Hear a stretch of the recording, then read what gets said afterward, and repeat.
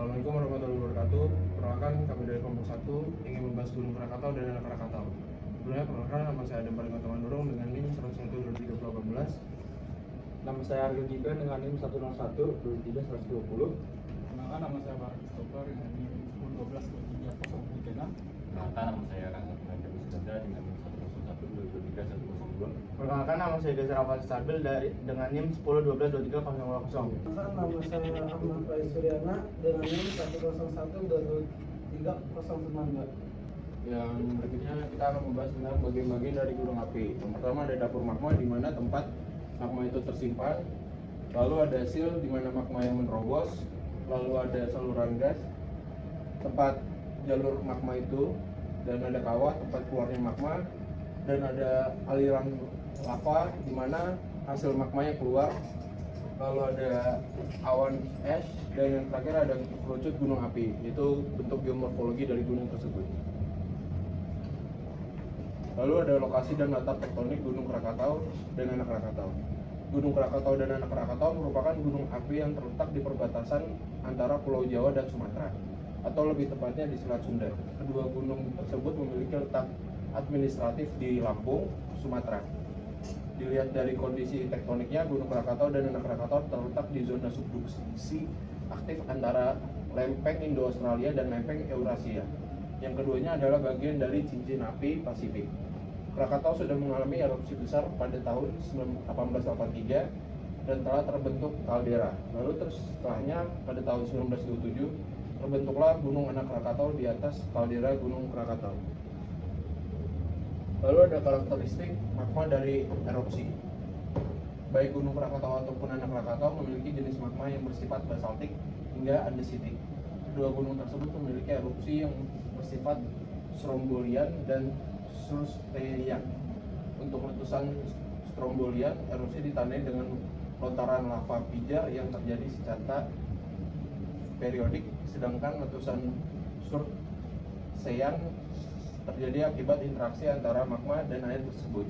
Erupsi ini akan menghasilkan letusan bersifat eksplosif yang dapat memicu tsunami. Bagian berikutnya ini ada klasifikasi jenis erupsi terbaru.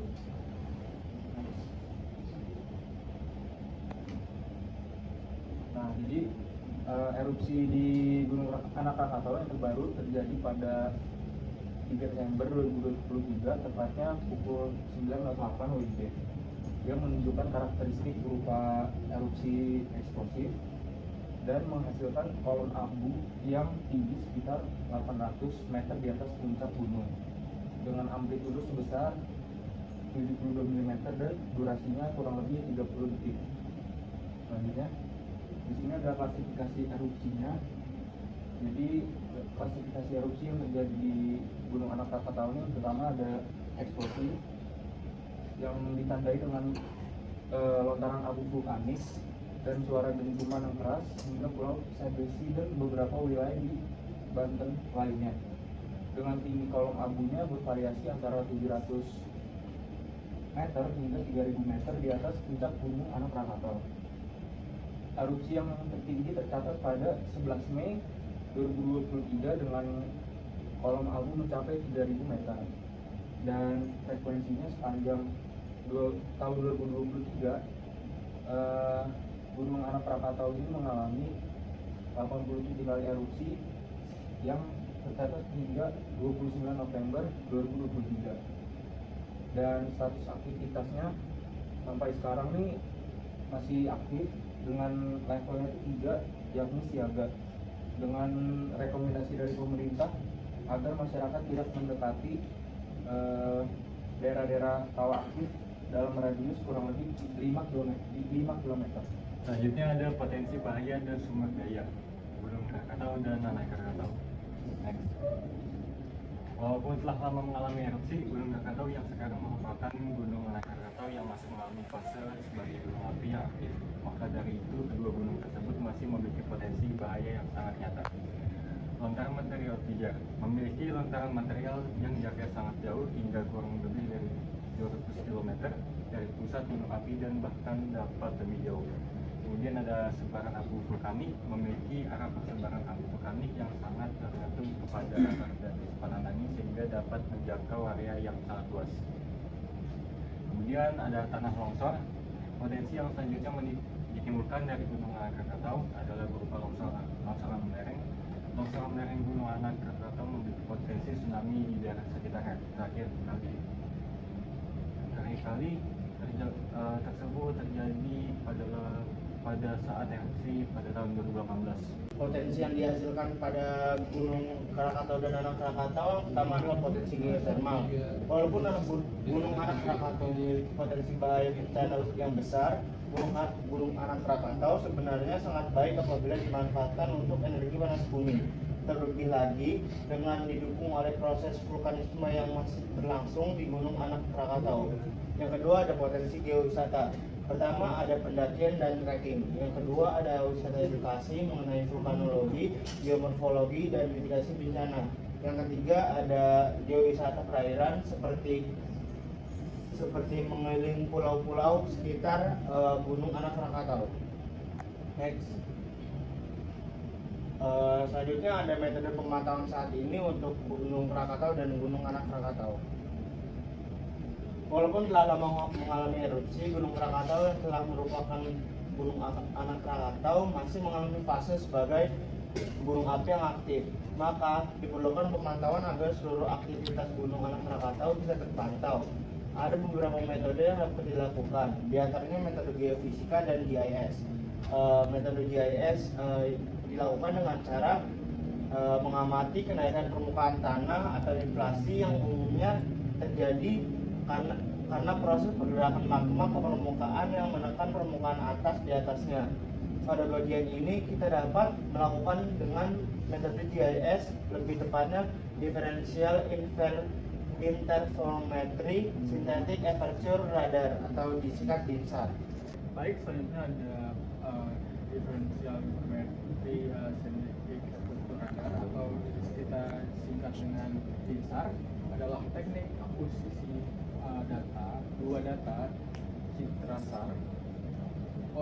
citrasar berpasangan kombinasi data citra kompleks pada posisi spasial. Nah, yang sama seperti diferensial SAR. Nah, hasil akhir dari metode ini berupa model evaluasi digital atau pergeseran suatu permukaan bumi.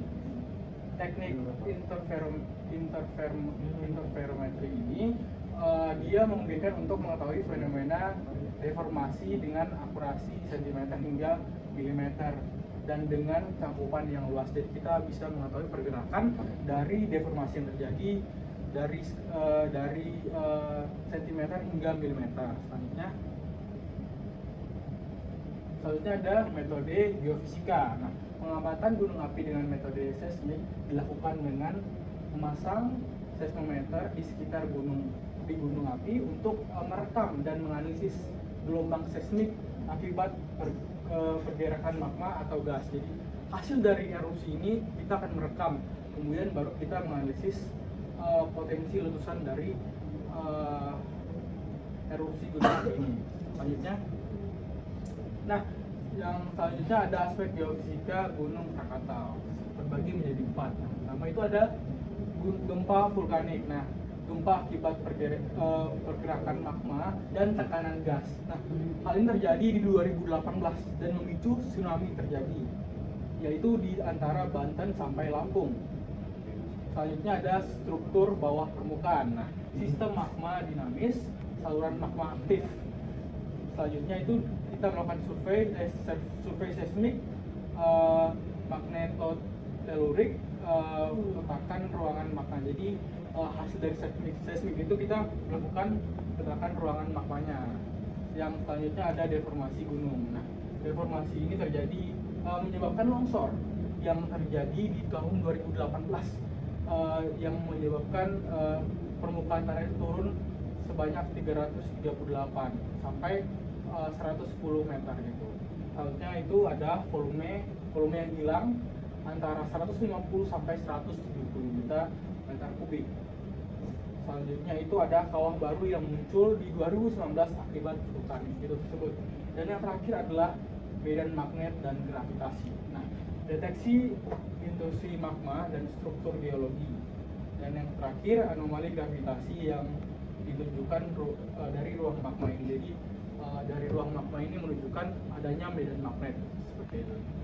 Oke, selanjutnya aspek geofisika Gunung Krakatau mencerminkan suatu dinamika vulkanik yang sangat kompleks, terutama setelah letusan katastrofik yang terjadi pada tahun 1883.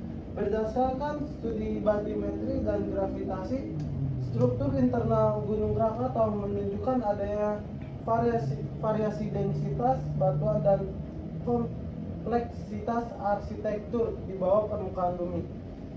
Penelitian geofisika juga menunjukkan bahwa Gunung Anak Krakatau tumbuh di pusat kaldera sisa letusan 1883 itu dengan morfologi yang terus berubah seiring aktivitas vulkanik pada Gunung Anak Krakatau tersebut yang masih aktif.